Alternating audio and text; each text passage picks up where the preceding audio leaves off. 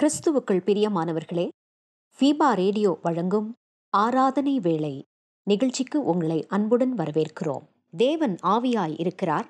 அவரை தொழுது கொள்ளுகிறவர்கள் ஆவியோடும் உண்மையோடும் அவரை தொழுது கொள்ள வேண்டும் என்றார். ஆராதனை வேளை நிகழ்ச்சியை நீங்கள் வாரந்தோறும் கேட்டு ஆசீர்வதிக்கப்பட்டு வருகிறீர்கள். நிகழ்ச்சி பற்றிய மேலான கருத்துக்களை கமெண்ட் செக்ஷனில் பதிவிடுங்கள். உங்கள் நண்பர்களுக்கும் இந்நிகழ்ச்சியை அறிமுகம் செய்யுங்கள். ஆராதனை வேளை.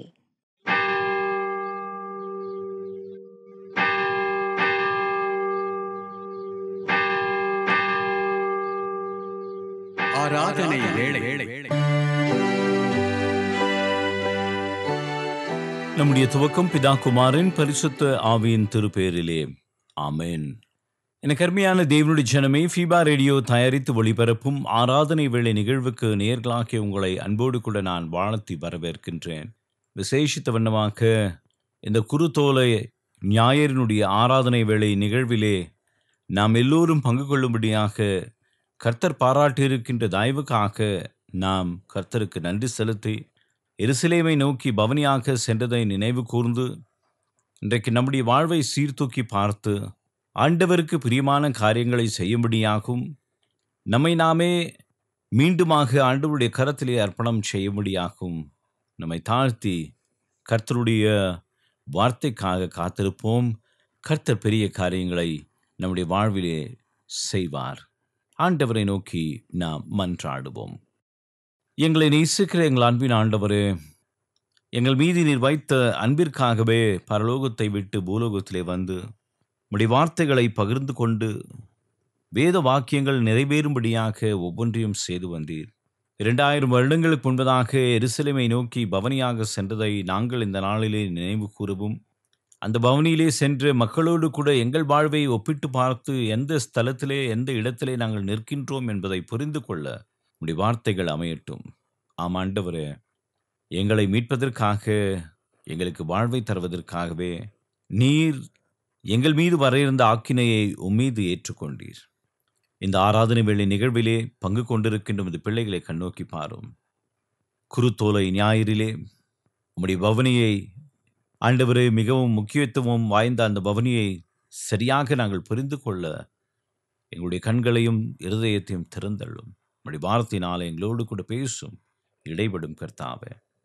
இந்த வார்த்தைகளை கேட்டுக்கொண்டிருக்கின்ற உமது பிள்ளைகளை கண்ணோக்கி பாரும். எப்படிப்பட்ட நிலையிலே இருந்தாலும், எந்த ஸ்தலத்திலே இருந்தாலும் ஆண்டவரே, உம்முடைய வார்த்தை அங்கே வல்லமையாக இறங்கட்டும். தேவனுடைய ஆவி இறங்கட்டும். ஆண்டவரே, ஒவ்வொருவருக்குள்ளாக ஒரு பெரிய மாற்றங்கள், உம்முடைய ஆவியானுடைய கிரியைகள், செயல்பாடுகள் இருக்க அருள் செய்ய வேண்டும் என்று சொல்லி மன்றாடுகின்றோம். துதிகன மகிமை யாவுமக்கு எடுக்கின்றோம். இப்பர் இயேசு என்ற திருநாமத்திலே வேண்டி நிற்கின்றோம் பிதாவே. ஆமேன்.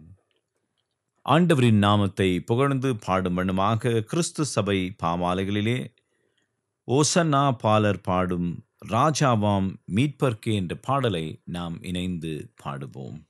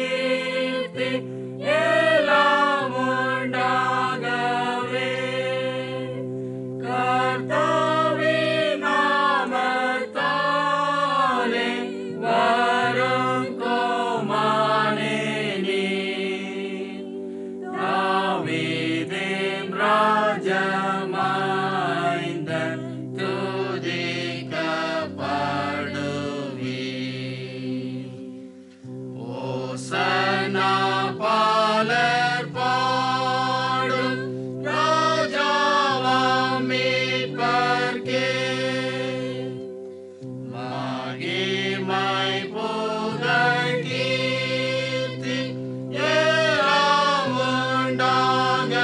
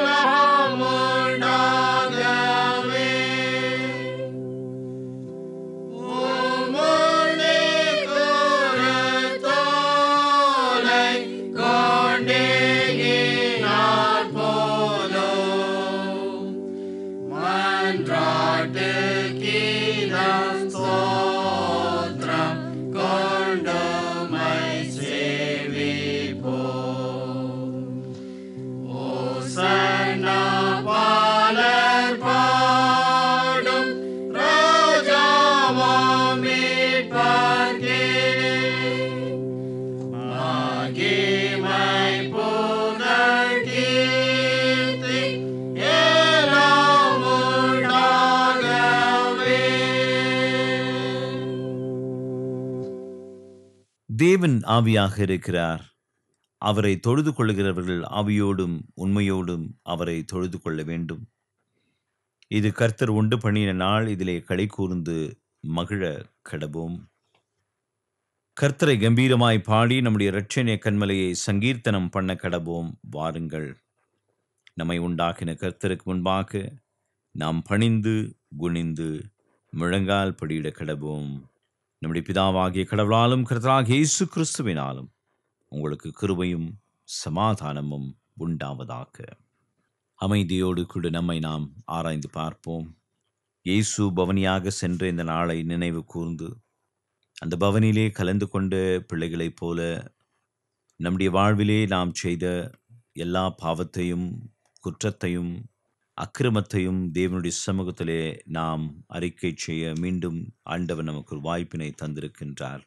நமக்கு பாவம் இல்லை என்போமானால் நம்மை நாமே வஞ்சிக்கலாவோம். சத்தியம் நமக்குள் இராது. நம்முடைய பாவங்களை நாம் அறிக்கையிட்டால் பாவங்களை நமக்கு மன்னித்து எல்லா நியாயத்தையும் நீக்கி நம்மை சுத்திகரிப்பதற்கு அவர் நம்பத்தக்கவரும் நீதியும் உள்ளவர்.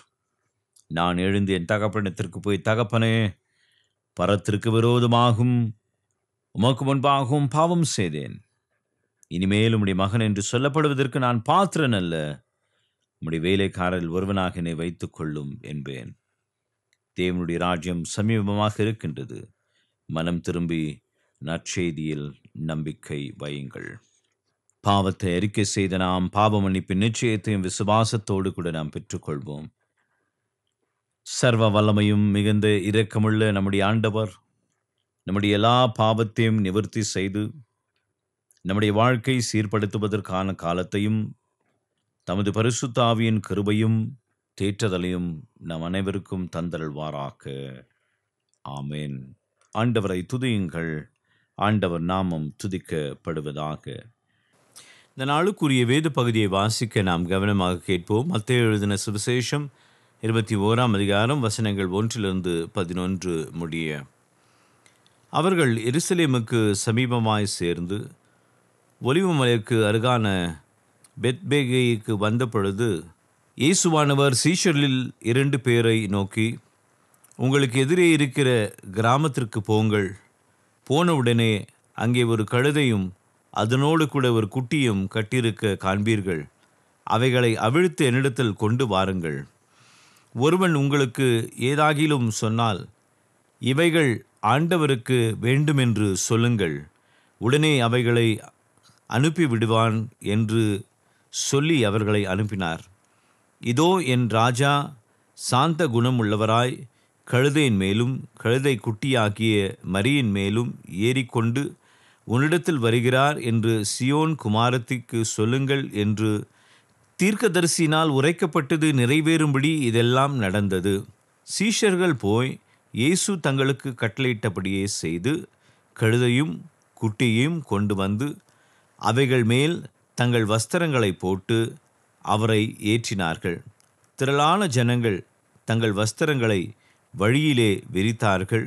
வேறு சிலர் மரக்கிளைகளை தரித்து வழியிலே பரப்பினார்கள்.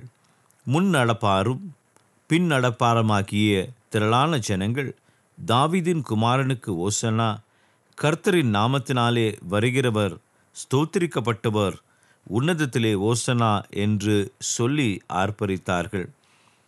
அவர் எருசலேமுக்குள் பிரவேசிக்கையில் நகரத்தார் யாவரும் ஆச்சரியப்பட்டு, இவர் யார் என்று விசாரித்தார்கள்.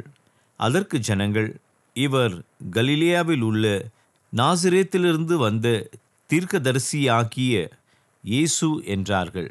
வாசிக்க வேண்டிய வேத பகுதி வாசித்து ஆயிற்று. நாம் யாவரும் மீண்டும் ஒரு விசையாக ஆண்டவருடைய நாமத்தை புகழ்ந்து பாடுமனுமாக ஞான கீர்த்தனைகளிலே ஓசன்னா பாடுவோம் இயேசுவின் தாசரே என்ற பாடலை கரங்களை தட்டி உற்சாகமாய் நாம் பாடுவோம்.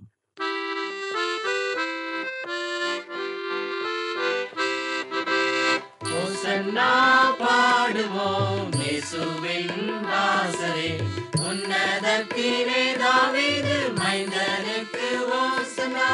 ஓசன்னா பாடுவோம் இயேசுவின் தாசரே, உன்னதத்திலே தாவீது மைந்தனுக்கு ஓசன்னா. முன்னும் பின்னும் சாலேம் நகர் சின்ன பாலர் பாடினார், முன்னும் பின்னும் சாலேம் நகர் சின்ன பாலர் பாடினார்.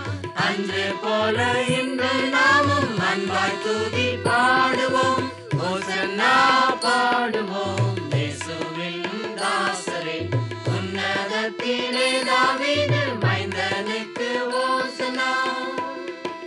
சின்ன மரி மீதில் ஏறி அன்பர் பவனி போனார், சின்ன மரி மீதில் ஏறி அன்பர் பவனி போனார்.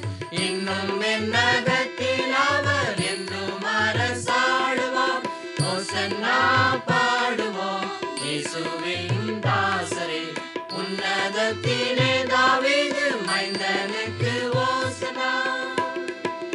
பாவமதை போக்கவும் பாவியை கை தூக்கவும், பாவமதை போக்கவும் பாவியை கை தூக்கவும், பாசமுள்ள இயேசையா பவனியாக போகிறார். ஓசன்னா பாடுவோம் இயேசுவின் தாசரே, உன்னதத்திலே தாவீது மைந்தனுக்கு ஓசன்னா. பாலர்களின் கீதம் கேட்டு பாசமாக மகிழ்ந்தார், பாலர்களின் கீதம் கேட்டு பாசமாக மகிழ்ந்தார். ஜாலர் வினையோடு பாடி தாளை முந்தி செய்துவோம்.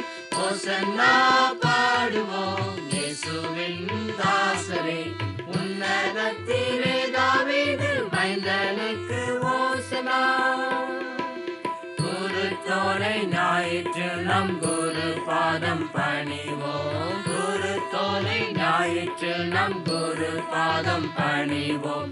கூடி அருள் பெற்று நாமும் தீரரை போற்றுவோம்.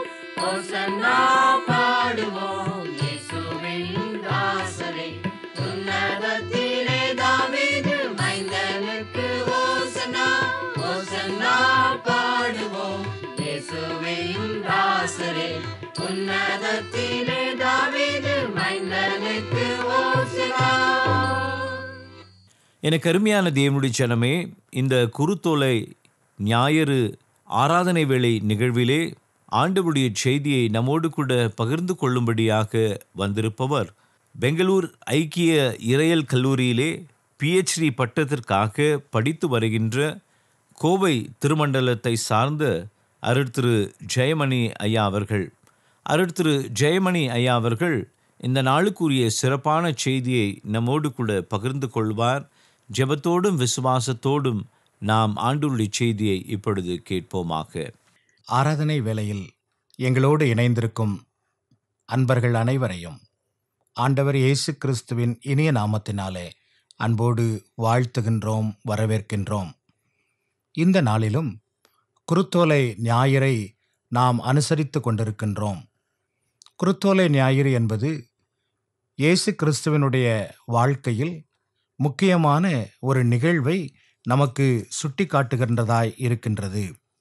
அதற்கு ஆதாரமாக நாம் வாசிக்க கேட்ட மத்தேயு 21வது அதிகாரம் முதல் 11 வசனங்களிலிருந்து ஆண்டவர் இயேசுவினுடைய சாட்சியினுடைய ஊர்வலத்தில் நடைபெற்ற நிகழ்வுகளை உங்கள் கண்முன்னே கொண்டு வர விரும்புகின்றேன்.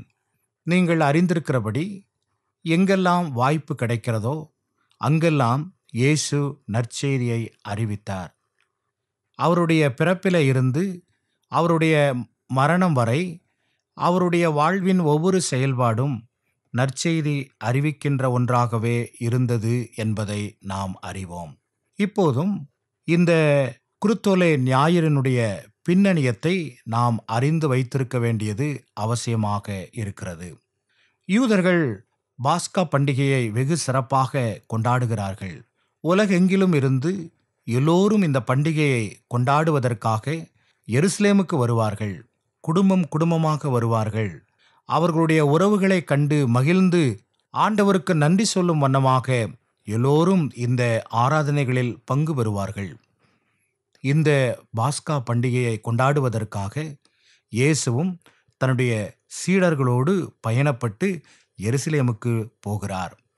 இது அவருடைய வாழ்விலே நடைபெற்ற கடைசி பயணம் என்றும் அழைக்கப்படுகிறது.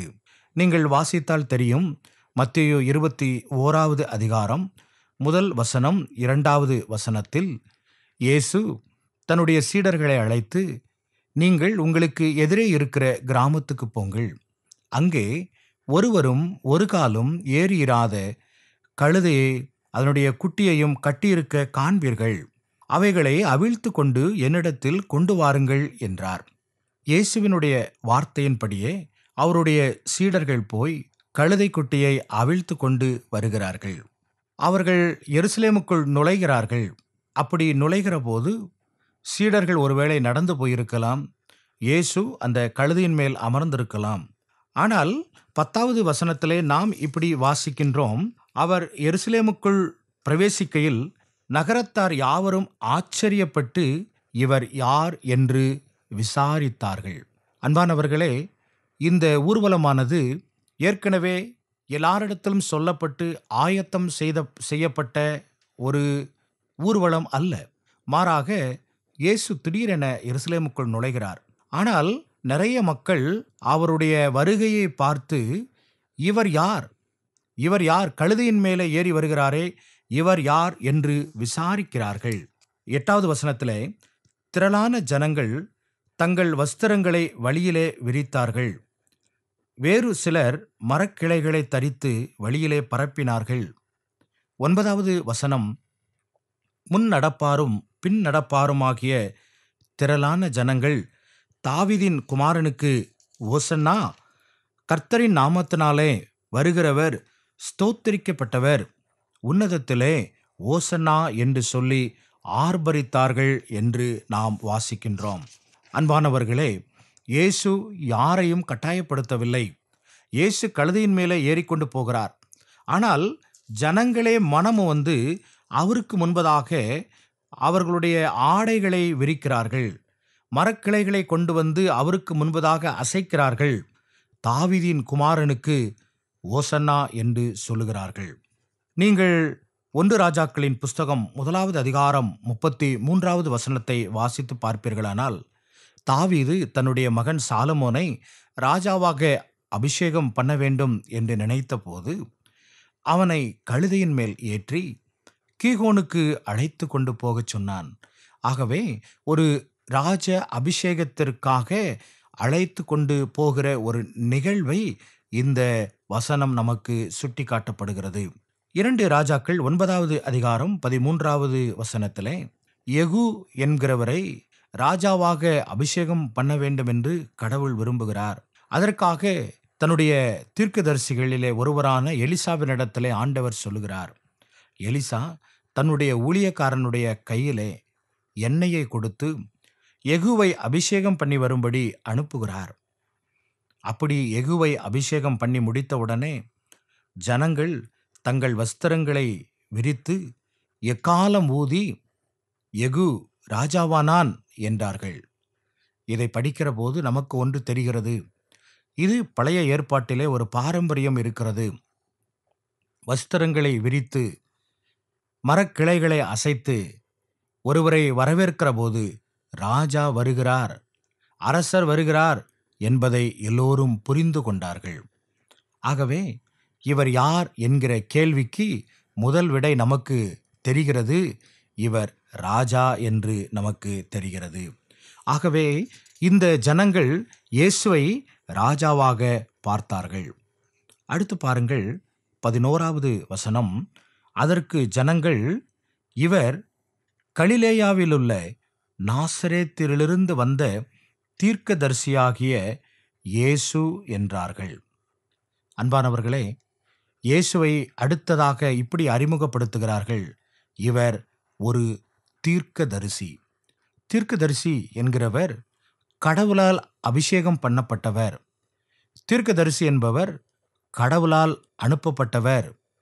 தீர்க்கதரிசி என்பவர் கடவுளுடைய வார்த்தையை அப்படியே சொல்லுகிறவர். லூக்கா 4வது அதிகாரம் 18வது வசனத்திலே இயேசு கிறிஸ்து அழகாக சொல்லுவார், ஆண்டவர் என்னை அபிஷேகம் பண்ணியிருக்கிறார். அவருடைய வார்த்தைகளை சொல்லும்படியாக, அவருக்கு ஊழியம் செய்யும்படியாக என்னை அனுப்பியிருக்கிறார் என்று சொல்வார். ஆகவே இதை ஜனங்கள் புரிந்து வைத்திருந்தார்கள். இவருடைய வாயிலிருந்து வருகிற வார்த்தை உண்மையும் சத்தியமுமாயிருக்கிறது. இவருடைய வாயிலிருந்து வருகிற வார்த்தை உயிர் கொடுக்கிறதாய் இருக்கிறது. இவருடைய வாயிலிருந்து வரக்கூடிய வார்த்தை மனிதர்களுடைய வாழ்விலே அற்புதங்களையும் அடையாளங்களையும் செய்கிறது. ஆகவே இவர் கடவுளால் அனுப்பப்பட்ட ஒரு தீர்க்கதரிசி என்பதை நம்பினார்கள். அடுத்ததாக யோவான் 12வது அதிகாரம் 17வது வசனத்திலே நாம் இப்படி வாசிக்கிறோம், அவரோடு கூட நடந்து வந்த ஜனங்கள் அவர் லாசருவை கல்லறையிலிருந்து வெளியே வரவழைத்து அவனை உயிரோடு எழுப்பினார் என்று அவரை குறித்து சாட்சி கொடுத்தார்கள். ஊர்வலத்தில் பலர் தங்களுடைய பெயர்களை புகழ்ந்து சொல்ல வேண்டும் என்று விரும்புவார்கள். ஆனால் இயேசு அதை விரும்பவில்லை.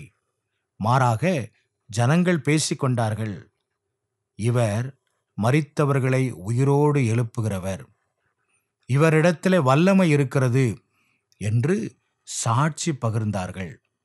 யோவான் 12வது அதிகாரம் 18வது வசனத்திலே இப்படி வாசிக்கிறோம், இதை கேள்விப்பட்ட அனைவரும் இயேசுவுக்கு எதிர்கொண்டு போனார்கள். ஏராளமான ஜனங்கள் இயேசுவை பார்க்கும்படி வந்தார்கள்.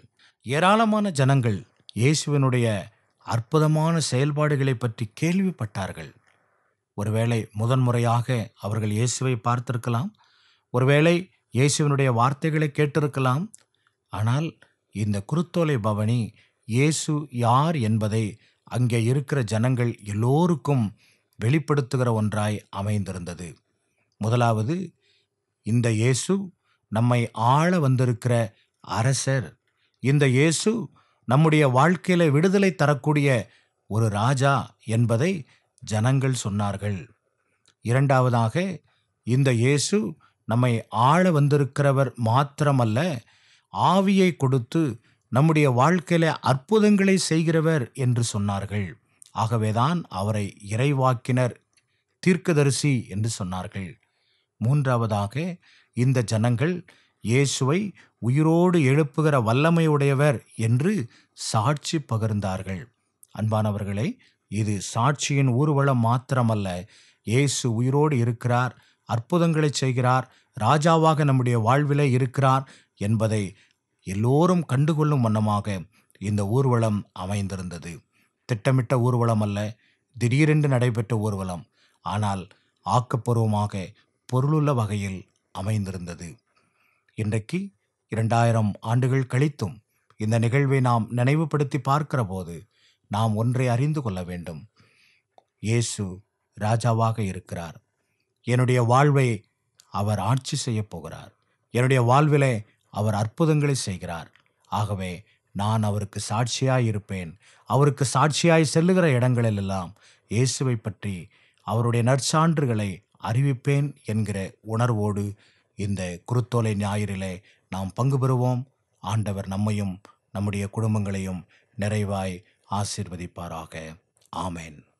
பிரியமானவர்களே, இந்த விசேஷித்த நாளிலே ஆண்டவருடைய செய்தியை நம்மோடு கூட பகிர்ந்து கொண்ட அருட்திரு ஜெயமணி ஐயா அவர்களுக்கு ஃபீபா ஊழியங்களின் சார்பிலும் ஆராதனை வேளை நேயர்களாகிய உங்கள் அனைவரின் சார்பிலும் வாழ்த்துக்களையும் நன்றிகளையும் தெரிவித்துக் கொள்கின்றோம். கர்த்ததாமே அவரையும் அவர் படித்து வருகின்ற இறையல் கல்வியையும் அவருடைய குடும்பத்தையும் ஊழியத்தையும் அளவில்லாமல் ஆசீர்வதிப்பாராக. ஆண்டவரின் வார்த்தைகளை கேட்ட நாம் அனைவருமாக இணைந்து நம்முடைய விசுவாசத்தை அப்போஸ்தலர் விசுவாச பிரமாணத்தின் வாயிலாக அறிக்கை செய்து அதை நாம் உறுதி செய்வோமாக. வானத்தையும் பூமியையும் படைத்த சர்வ வல்லமையுள்ள பிதாவாகிய தேவனை விசுவாசிக்கிறேன். அவருடைய ஒரே குமாரனாகிய நம்முடைய நாதர் இயேசு கிறிஸ்துவையும் விசுவாசிக்கிறேன். அவர் பரிசுத்த ஆவியினாலே கன்னி மரியாளிடத்தில் உற்பவித்து பிறந்தார். பொந்தியு பிலாத்துவின் காலத்தில் பாடுபட்டு சிலுவையில் அறையுண்டு மரித்து அடக்கம் பண்ணப்பட்டு பாதாளத்தில் இறங்கினார். மூன்றாம் நாள் மரித்தோரிடத்திலிருந்து எழுந்தருளினார். பரமண்டலத்துக்கு ஏறி சர்வ வல்லமையுள்ள பிதாவாகிய தேவனுடைய வலது பாசத்திலே வீற்றிருக்கிறார். அவ்விடத்திலிருந்து உயிருள்ளோரையும் மரித்தோரையும் நியாயம் தீர்க்க வருவார். பரிசுத்த ஆவியையும் விசுவாசிக்கிறேன். பொதுவாயிருக்கிற பரிசுத்த சபையும் பரிசுத்தவான்களுடைய ஐக்கியமும் பாவ மன்னிப்பும் சரீர உயிர்த்தெழுதலும் நித்திய ஜீவனும் உண்டென்று விசுவாசிக்கிறேன். ஆமென். நாம் மீண்டுமாக ஒன்றிணைந்து தேவனுடைய நாமத்தை நாம் புகழ்ந்து பாடுமனுமாக கிறிஸ்து சபை பாமால்களிலே நல் மீட்பர் பட்சம் நில்லும் இரட்சண்ய வீரர் என்ற பாடலை நாம் இணைந்து பாடுவோம்.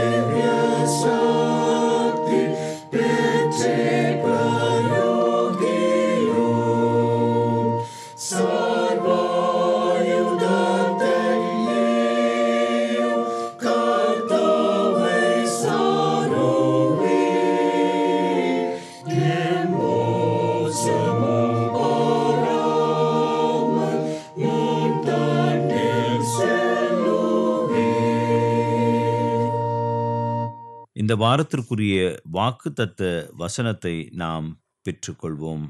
மார்க் எழுதின சுவிசேஷம் 10ஆம் அதிகாரம் 45ஆம் வசனம். மனுஷகுமாரன் ஊழியம் கொள்ளும்படி வராமல் ஊழியம் செய்யவும் அநேகரை மீட்கும் பொருளாக தம்முடைய ஜீவனை கொடுக்கவும் வந்தார். ஆண்டவரை நோக்கி நாம் பிரார்த்தனை செய்வோம்.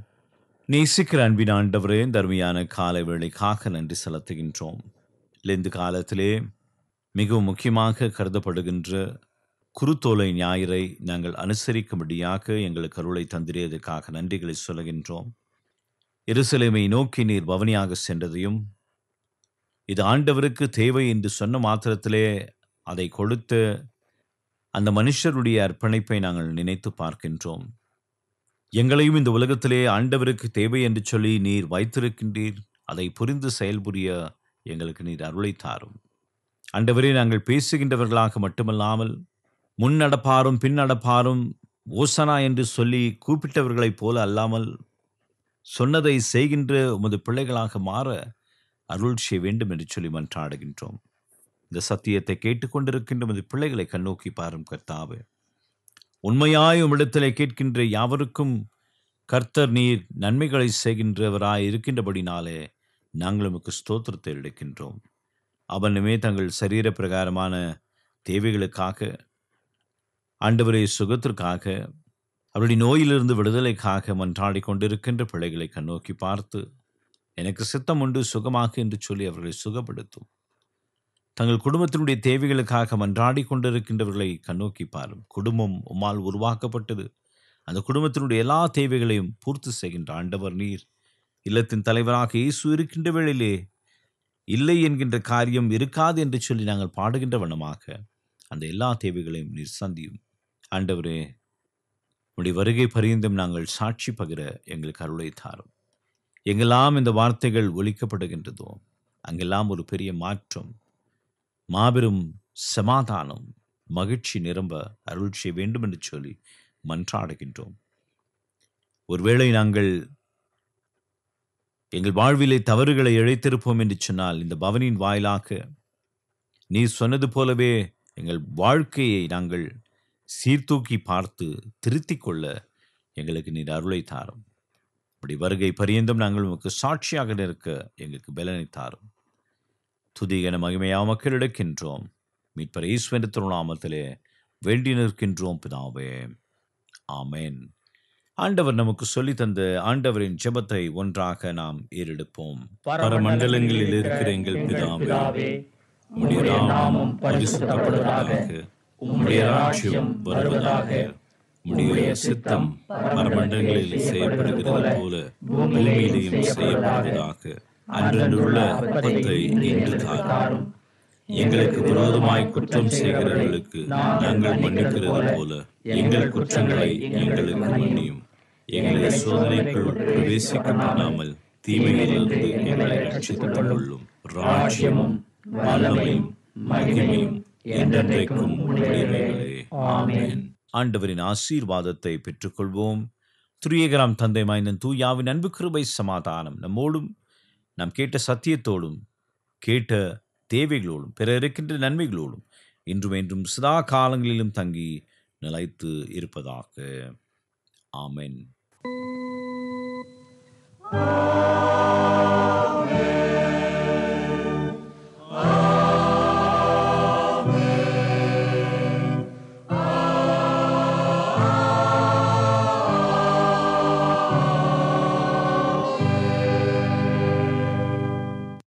ஆண்டவர் உங்களோடு இருப்பாராக.